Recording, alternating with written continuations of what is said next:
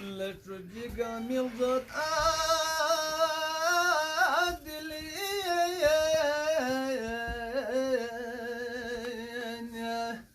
يا أخنامي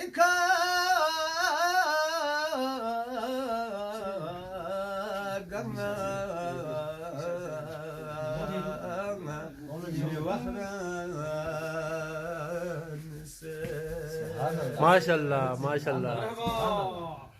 ظلمكم نرجو حسدك السيئة عدالة تسكن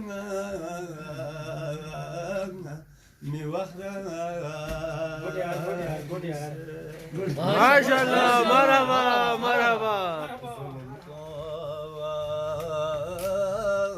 نرجو حسدك السيئة عدالة تسكن سبحان الله سبحان الله سبحان الله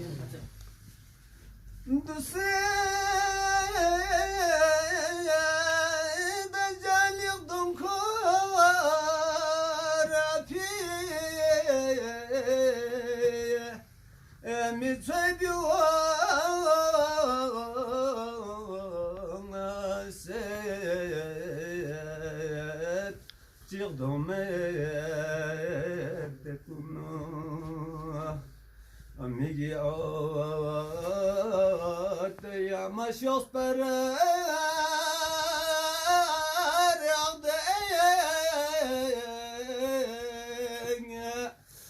yeri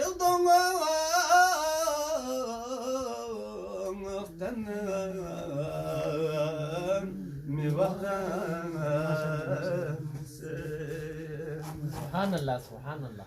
Negi ya maşos per